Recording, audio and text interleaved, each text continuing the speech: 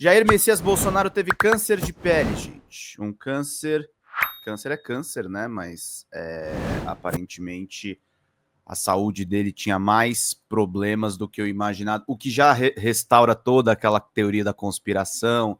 Será que ele já tinha câncer na época da facada, na campanha eleitoral? E não, gente. Foram manchas que chamaram a atenção do médico dele, o Birolini, que falou num boletim médico ontem.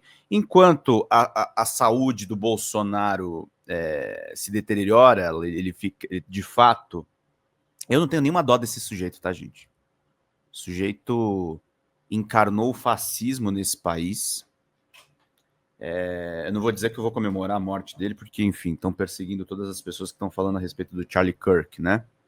A gente teve agora o Jimmy Kimmel tendo o programa cancelado.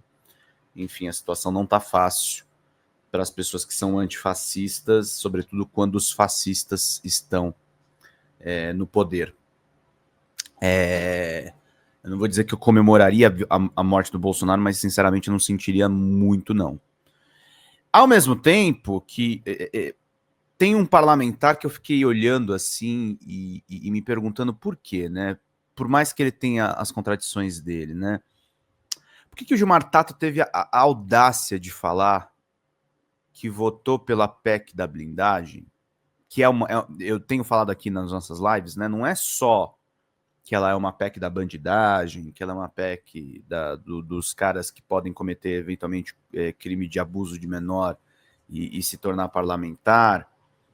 Não é só que ela é a PEC da roubalheira.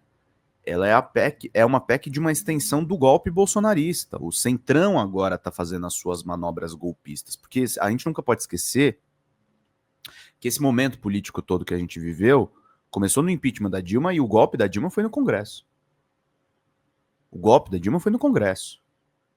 O golpe da Dilma não foi com tanques. O golpe da Dilma não foi com o militar Mourão saindo de Juiz de Fora para depor João Goulart. A Dilma foi derrubada pelo seu vice, Michel Temer, pelo Eduardo Cunha, por uma articulação do MDB, por uma articulação dos supostos democratas.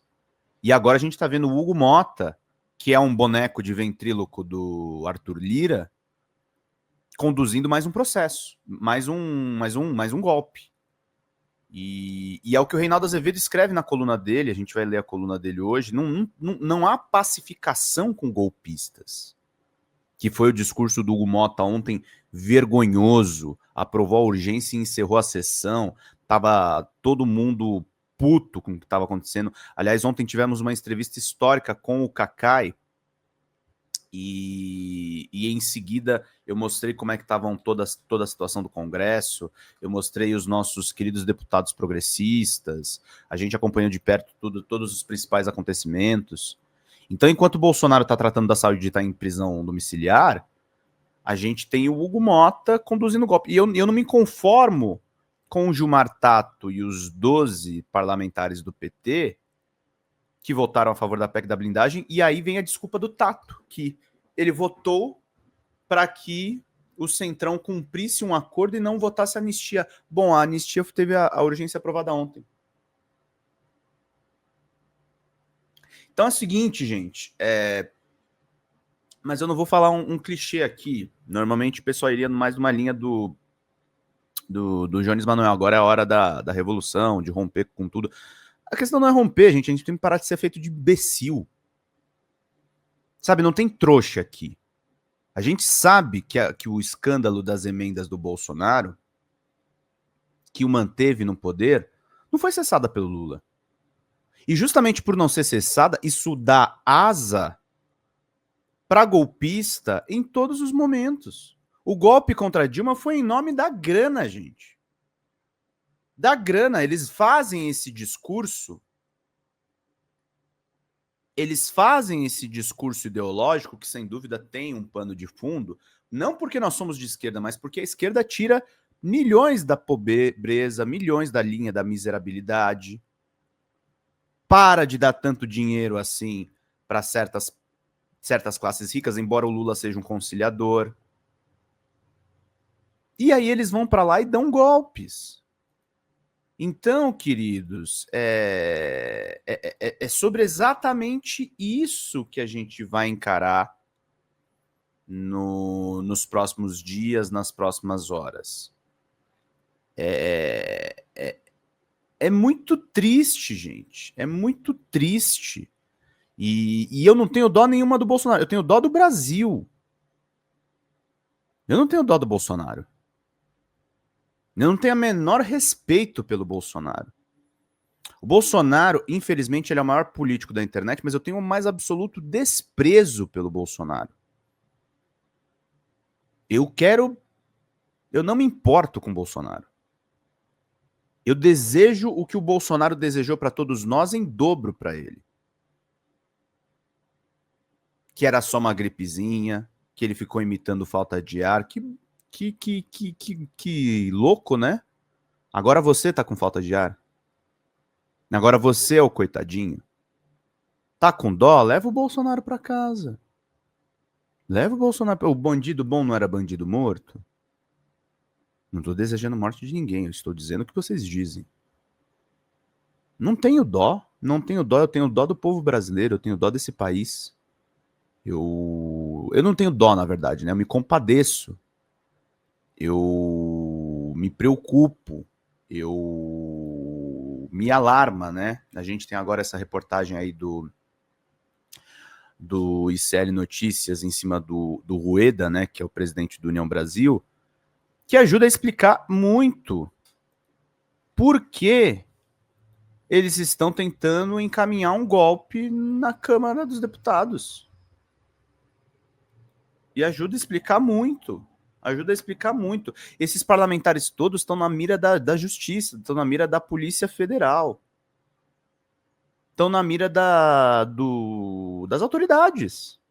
E aí eles querem delinquir. O golpe dessas pessoas hoje, e veja bem, não é só delinquência, não é polícia e ladrão, eu tenho falado aqui nos nossos editoriais. O maior problema deles não é roubar, o problema deles é que eles estão criando um país disfuncional. O roubo faz parte desse processo. Beijo, Rosana, obrigado, querida, pela sua presença. O Bolsonaro fez muita coisa não pelo roubo só, tá, gente? Embora ele tenha a questão dos imóveis, tenha a questão da rachadinha, tem um monte de questões aí no meio. Mas ele fez muita coisa por perversidade mesmo. Por maldade. Não comprar vacina é coisa de desumano. É coisa de sem noção, é coisa de idiota. Mas ele se soma aos idiotas da extrema-direita. Ele se soma aos sem noção da extrema-direita. Eles têm a perversidade como método. Eles são maus. E veja, não é uma visão leviana de bem e mal. Eu não acho que no nosso campo tenham pessoas também 100% boas, 100% íntegras. Eu não boto a minha mão no fogo por ninguém. Nem pelo Lula, que é o maior político que nós temos pós-ditadura. Mas eu não boto a mão nem pelo presidente Lula. O presidente Lula que tá apontando bem pra caramba nas pesquisas. Pesquisa Quest mostra vitória em todos os cenários do presidente no segundo turno. E eu não boto mão na foga por ninguém, mas eles têm... Os fascistas, eles têm a burrice, a imbecilidade quase como um gozo. Quase como uma sedução própria. Eles gostam de serem perversos. Eles gostam de maltratar as pessoas. Eles gostam de ser preconceituosos. Eles sentem uma atração sexual por isso. Eu não sou psicólogo, mas você sente isso da parte deles. Já conheci algumas pessoas bolsonaristas, eles sentem tesão por isso. E é um tesão macabro. É um tesão pela destruição, é um ímpeto meio tanático, é uma coisa meio Thanatos mesmo. De prazer na destruição. Afinal de contas, Nero incendiou Roma também um pouco por esse tipo de atração.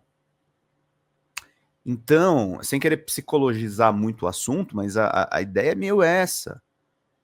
Há uma tara deles pelo golpe, há uma tara deles pelas disfunções. Eles não conseguem ser pessoas que seguem as regras, que seguem as normas, que seguem o que é correto.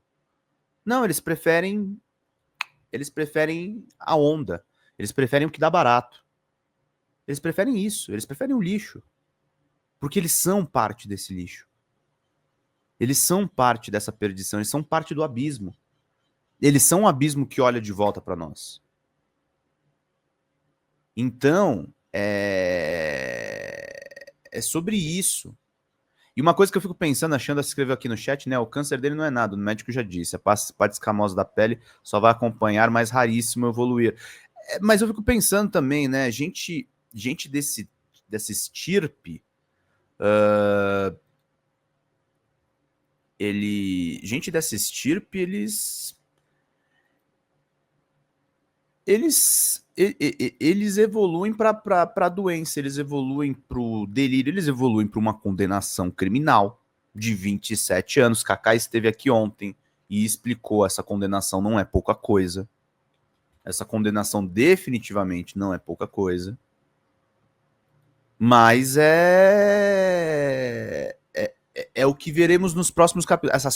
Essa somatização de tudo de ruim que eles pregaram para a sociedade brasileira. Agora vai voltar para eles. Os crimes da pandemia, embora Bolsonaro não esteja sendo condenado pelos crimes da pandemia, são os crimes da pandemia que mudaram o panorama dele. Ele perdeu uma eleição por conta do que ele fez na pandemia. Ele perdeu internacionalmente por conta do que ele fez na pandemia. Há casos de fascistas no mundo que agiram corretamente na pandemia e estão no poder. E eu não estou falando do Trump. O Trump perdeu também. O Trump também perdeu por ir na mesma onda da imbecilidade. Porque eu falo, essa imbecilidade, ela é atraente. Ela é um tesão para esses caras. Eles não conseguem se descolar disso. Para eles é praticamente inevitável. Para eles é praticamente tudo o que eles mais queriam. Eles não conseguem se descolar disso. Eles não conseguem não ser essas pessoas horríveis que eles de fato são. Eles não conseguem. Para eles é uma coisa da natureza deles. Eles não conseguem abandonar isso. E é um retrato também, esse avanço fascista, o congresso que nós tivemos ontem. O congresso era para ser, gente, a perfeita contraposição ao fascismo. E, infelizmente, os brasileiros foram contaminados por esse vírus do bolsonarismo, elegeram ele presidente e elegeram todos os seus filhotes nas casas legislativas. E essa é a batalha que a gente vai ter ano que vem. Não é só com... O Bolsonaro tá acabado. Tem o sucessor do Bolsonaro, mas aparentemente o Lula vai ganhar do sucessor do Bolsonaro. O grande problema que nós vamos ter, e é esse tesão que eles têm pela destruição, é lidar com os bolsonarinhos. Com os Gustavo Gayer, com os Paulos Bilinski, com os Zé Trovão da vida, e evitar que muitos desses bolsonarinhos vão para o Senado. Tem uma coisa muito positiva nessa briga toda, que é o seguinte: eles conseguiram se desorganizar, eles conseguiram se perder no meio desse processo todo. Eles conseguiram não se proteger do que viria do Supremo Tribunal Federal e do Alexandre de Moraes. Eles ficaram expostos. Aí agora, e é por isso que eu tenho falado com vocês aqui, agora não é momento da gente falar em resistência. Agora não é momento da gente falar em aguentar pancada. Não, a gente tem que começar a bater. A gente não pode ficar só decepcionado com o Congresso Marcos Rodas. A gente tem que ir pra cima. A gente tem que fazer o que eu fiz ontem aqui, a gente tem que expor. E não adianta também a gente ficar choramingando, tem que dizer o que foi. Ontem, e eu posso dizer isso de cátedra, o corte nem deu tanto view, acabou, acho que não pegando tanto, porque as pessoas ficaram falando PEC da bandidagem, ficaram falando PEC da blindagem. Não, não, não, não, não. É golpe, gente. A PEC da blindagem foi a primeira etapa. Ontem foi anistia. Eu falei para vocês, não é só roubo, é golpe. É golpe. Não é pra gente ficar deprimido com o Congresso, é pra gente ficar revoltado.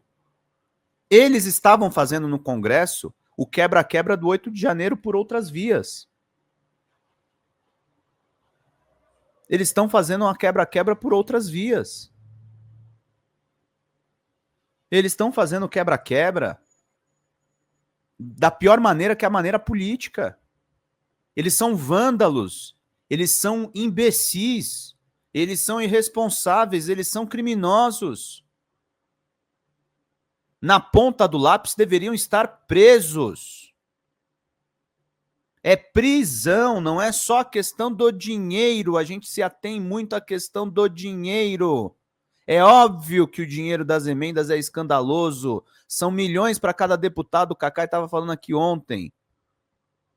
Mas a questão não é só dinheiro, é golpe. Eles querem subverter. Eles querem subverter o nosso sistema político. Por isso, como a Xanda e a Lília Macedo estão falando aqui, é todo mundo na rua domingo, 2h no vão do MASP. Convocação do Povo Sem Medo, do Boulos, da Sâmia, do PSOL.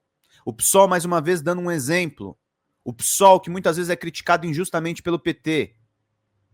O PSOL que votou não e votou correto nas duas aberrações que nós vimos nessa semana. Eu não estou condenando o PT. Eu não estou dizendo que o PT não presta, mas o Gilmar Tato explicou muito mal o que fez nessa semana. Explicou muito mal. Li a nota dele ontem. Não explica. Infelizmente. Infelizmente. Rio de Janeiro está confirmado também. Gabi pergunta aqui, né? Na sua opinião, Pedro, por que a esquerda não consegue se mobilizar significativamente nas ruas? Gabi, eu acho que a gente tem que parar de se questionar essa coisa. Não consigo. Vamos pra rua. Vamos ver o que acontece, gente. Vamos ver o que acontece. Talvez uma das coisas que não dê muito certo é o seguinte: a gente pensa muito. A gente é muito crítico, a gente tem que ir um pouco mais na onda. As pessoas estavam indignadas olhando ontem o Congresso, a gente precisa capitalizar isso. A gente precisa ter mais estabilidade mental contra os entreveros. Sim, nós temos problemas para aglutinar a gente na rua. Dane-se esses problemas, a gente tem que ir para lá agora. A gente tem que ir para a rua agora. A gente não pode deixar as coisas correrem do jeito que elas estão correndo. Nós precisamos ter uma articulação. O PSOL tem uma ótima articulação nas redes sociais. Aliás, uma coisa que precisa ser dita. E não é dado esse crédito. Eu vi num ranking a respeito de engajamento no Instagram. A Erika Hilton tem mais engajamento que o Lula no Instagram. Isso é uma vitória, gente. Não é à toa que quando o Nicolas faz ataques à esquerda, ele vai na Erika. Ele vai na Erika. O Nicolas ataca a Erika. Não é que a gente é desprezível, gente. Não é porque a gente só tem problemas. Não é isso. Mas a gente às vezes foca muito no problema. A gente bota muito na autocrítica do problema. Isso não importa. Isso não importa mais. Tem coisas que não importam. O que importa é o que eu tô falando para vocês aqui. Não tô dizendo que eu sou o dono da verdade, mas acho que são coisas a pensar, porque eu falei de golpe no primeiro dia, depois eu vi todo mundo me imitando. Não que as pessoas fizeram isso porque eu falei, mas porque é isso. A gente precisa ter uma leitura um pouco mais clara dos eventos. O foco agora é desunir e quebrar a extrema-direita. Parece violento quando eu digo isso, mas é a verdade. Nós temos que ser mais destrutivos. Nós temos que ser mais destrutivos, não destrutivos literal. Não estou falando para ninguém na Paulista quebrar tudo, não é isso.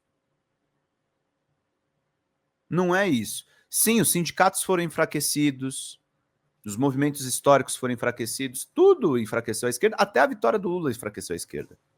Porque nós ficamos acomodados, nós tínhamos o governo para dizer que é nosso, né? Então é claro que a gente está mais fraco. Mas não importa. Não importa. 2013, que todo mundo adora criticar como o começo do fim da Dilma, quem começou 2013 não foi a extrema-direita, foi a esquerda. A esquerda estava na rua já. Só que a gente precisa ir na rua pelos motivos certos. A gente tem que ir pra rua por conta desse Congresso. Esse Congresso safado, esse Congresso corrupto, esse Congresso golpista. Esse Congresso que quer uma ditadura militar. Esse Congresso que não liga. Que faz esse tipo de...